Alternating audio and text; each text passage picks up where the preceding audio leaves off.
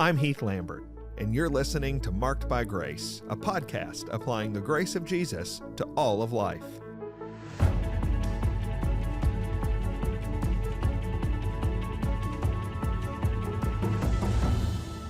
This week on the podcast, I am going to do what I had told myself I would not do, and that is talk about the Asbury Revival. I didn't want to talk about the Asbury Revival because everybody is talking about the Asbury Revival. I didn't want to talk about it because I think hot takes on these kinds of things too soon are unhelpful. And I didn't want to talk about the Asbury Revival because I haven't been to the Asbury Revival. So I don't have any firsthand information about it. And so I wasn't going to talk about it. But then what happened is you started asking about it. You started asking what I thought. You started asking if I would do a Marked by Grace on this. And this situation only works if I'm responsive to you. If there's things you want to talk about, if there's questions you want answered and I don't do it, then the system breaks down. So in response to your questions, in response to your concerns, I'm going to share some thoughts on the Asbury Revival. Now first, but before I give some thoughts on it, let me first talk about what revival is. We need to understand what we're talking about. I have a definition of revival that I use, a definition of revival that I've used publicly, and a definition of revival that helps me make sense of these kinds of things. Here's my definition. I call a revival a mighty and wonderful work of God where the lost are saved and the saved are sanctified in surprising numbers. Okay, so that's my definition of revival. And I'll just point out three realities about that definition to expand upon it. First of all, a revival is something God does. A revival is not something that we can schedule. A revival is not something that we can put on the calendar. A revival is not something that we can look at and point to something that's happening and say, that right there is a revival. Of course, we can recognize something that God does. That's a longer story that I'll talk about in a moment. We can recognize a revival that God is doing, but we can't look at an activity, we can't look at an event and say that right there is a revival uniquely on our own. We have to admit that revival is something that God does by the power of His Spirit. He does it in His good time and for His good purposes. Another thing about that definition of revival is that it must be centered around the proclamation of the gospel. The gospel is the proclamation of the life and the death and the resurrection of Jesus Christ for anyone who would turn from their sin and trust in Him. A revival has to be centered around the gospel. It has to be centered around the good news of Jesus, because in order to be a revival, lost people need to get saved and saved people need to get sanctified. They need to grow and change. And that happens in Scripture through Christ. It happens in Scripture as we trust in Jesus. You are saved and moved from the kingdom of darkness to the kingdom of light when you trust in what Jesus has done for you, and you grow in your faith when, in particular specific ways, you trust in Jesus to change you.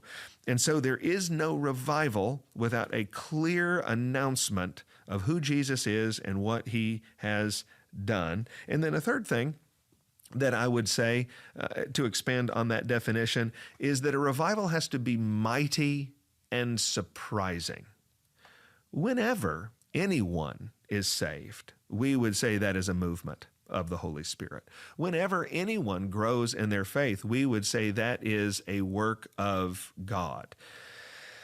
But as wonderful as that is, as important as that is when that happens, as much as we want to celebrate it every time that happens, every time that happens is not a revival. In order to be a revival, this has to happen to such a degree. It has to happen in such numbers. It has to happen in such a way that you look at it and you go, wow, that is a big deal. That is mighty. That is surprising. Every week at our church, I'm very thankful that we have people who give their lives to Jesus. Every week in our church, I'm very thankful that we have lots of people who are growing in their relationship with Jesus. And yet, in order to be a revival, something shocking has to happen. Something surprising has to happen. And so that is what I think a revival is. I think that's consistent with the kinds of revivals that we read about in Scripture. I think that is consistent with the kinds of revivals that we read about in church history. And so understanding what revival is, let's talk about this Asbury Revival. Well, you might know the facts. The Asbury Revival, it's so called because it's happening at the Asbury Theological Seminary outside Lexington, Kentucky, and Wilmore, Kentucky. Asbury Theological Seminary had their normal chapel on February the 8th, and at the end of that chapel service, a group of students, my understanding is several dozen of them, decided they did not want to quit worshiping, but they wanted to stay in the chapel and worship. That went on for hours, and eventually an official at Asbury emailed the student body and let them know that there was a group of wonderful students who were still worshiping the Lord, and anybody who wanted to was welcome. And then the number of several dozen swelled to several hundred. And the worship never stopped. It kept going. It went on day and night, 24/7, until ultimately tens of thousands of people began flocking to Asbury Theological Seminary and to their chapel to participate in this worship service. You can see, I have seen on the news, long lines of people stretching out of the chapel waiting for their turn to enter into the worship service.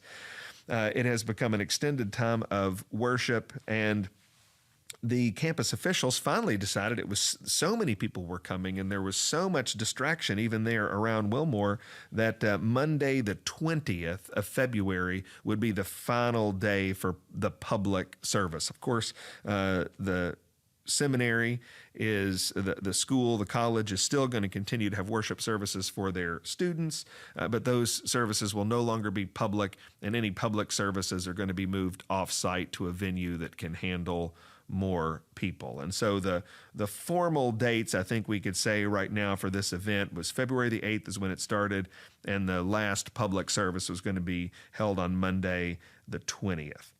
As someone who hasn't been there, I can tell you that I have heard from people I know, and the most trustworthy people I know who've been there have described it as a very, very sweet time of worship where there is a palpable sense of the presence of the Lord. And so, listen, I am thankful for any faithful worship service. I'm thankful for any...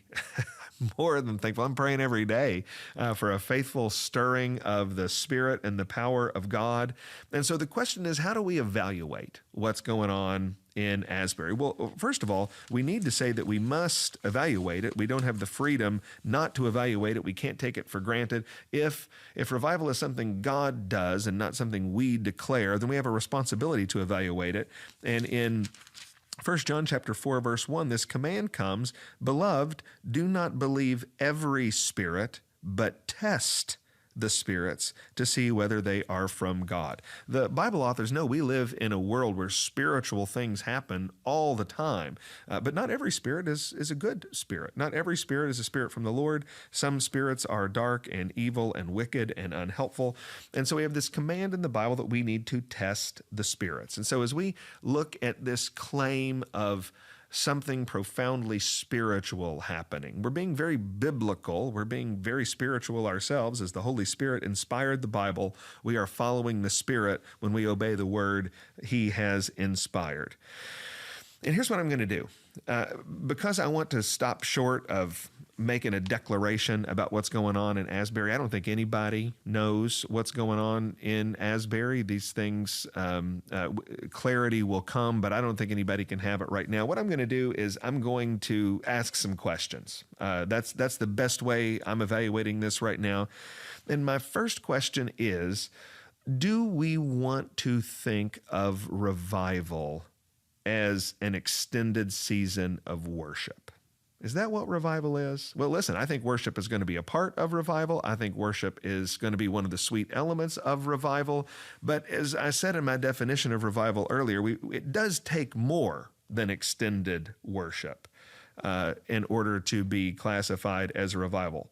So we're thankful for the extended worship. When that worship is sweet and biblical and pointing to Jesus, we are thankful for that. But we can't say it is an extended worship service alone that equals a revival. That puts us in the weird spot of declaring what a revival is and not trusting that the Lord is the only one who can give revival. The second question is, where is the proclamation of the work of Christ? Where is that? In order to be a revival, remember, lost people have to get saved people have to get sanctified, and that requires the clear preaching of Christ, the work of Christ that he does for us that we can't do on our own. Where is that in the Asbury Revival? I want you to hear me. I'm asking a question. I'm not making a statement. I hope that Christ has been clearly proclaimed repeatedly. I hope that Christ has been repeatedly sung in these worship services in Wilmore. But again, I'm just telling you, I'm not there. If there hasn't been a clear preaching of Christ, if there hasn't been a clear response to the work of Christ, then we won't have a revival in the truest sense. The one thing I know, I did stop, and I've seen some of the worship services online. I did stop and I watched the sermon that was preached in the chapel before this event started. And I will say there was a lot in that chapel sermon that was true. There was a lot in that chapel sermon that was helpful. There was a brief discussion of the love of Jesus, which is something that is very near and dear to my heart. But I did not hear in that chapel sermon a clear display of who Jesus is and what he does, and a clear appeal for people to turn from their sin and trust in Jesus. So if there was a proclamation of Jesus as Lord and Savior and a response to trust in him, then it happened at some point after that. And so I just ask, okay, where is that? Another question I would ask is, are people getting saved? In a revival, you have to have people getting saved. This isn't just a religious experience. It's not just a spiritual high. It is people clearly hearing about who Jesus is, hearing about what he has done, turning from their sin, confessing their sin, and trusting in Jesus and following him as Lord. Are there salvations? I'm not making a declaration. I'm just saying this is what we need to look for. And if we don't see salvations, if we don't see people turning from the kingdom of darkness to the kingdom of light, then we have something other than a revival. We might have a very good thing. We just have something other than revival. And then a final question I'll ask, there's more I could ask, but a final question I'll ask is, are we seeing demonstrably changed lives? So revival is a time when the lost are saved and the saved are sanctified in surprising numbers. Are we seeing demonstrably changed lives where people were walking with Christ and they were struggling with this difficulty, they were struggling with that sin, and now they are not? Are we seeing that? I don't know. I would suggest that most people don't know that right now, because that kind of change is just going to take a little bit of time. It doesn't happen over the weekend. It doesn't happen in a few hours. You have to see it over time as you live life with your family, as you live life at work, as you live life with other Christians. The reality is discerning a revival is really hard. In fact, I'll encourage you that's one of the reasons why my original plan was not to talk about this. But again, I want to serve the people who've asked, and so here's my first crack at it. But I think I could be more helpful to you in a longer conversation. This year at First Baptist Church, in the providence of God, I'm preaching on the evidences of revival. It's a sermon series through the book of Acts. We're about 4 weeks into it, and each week we are taking the next passage that comes up in the book of Acts, and we're looking at what God shows us about what he does when he does the great work of revival. You can find those sermons on our app, the First Baptist app. You can find it at fbcjacks.com. You can find it at the First Baptist podcast. And I'd encourage you to tune in there every week for a longer conversation about what we're looking for when we're looking for revival. But here's the last thing I'll say this week on the podcast. I would say that, look, I'm asking questions. I'm trying to be careful. I don't want to make a lot of declarations here. If the Lord is doing something, I am the last person that wants to quench the Spirit. I mean it. I pray every day that the Lord would send a revival to this country. I pray every day the Lord would send a revival to my city, to my church. If that revival is starting in Wilmore, Kentucky, then I am thrilled about it. I just want to be careful, and I want to test the spirits, and I want to be a truly spiritual man. And so that's why I think about this passage in Matthew chapter 26 and verse 41, where Jesus is talking to his disciples. He's getting ready to go get crucified. He needs to pray, and he's asking his disciples to help him, and he tells them to watch and pray. Now listen. Jesus gives that command to his disciples in the context of spiritual battle the night before he's crucified. We're in a spiritual battle today. The kingdom of darkness looks like it's winning. We need the kingdom of light to advance. It needs to start somewhere. Wilmore, Kentucky would be just as good a place as any, but we don't know right now, honestly. And so we need to be humble, and we need to follow the words that Jesus gave in a different context, but are equally relevant for this one. And as we look at the events in Asbury, we need to watch and we need to pray.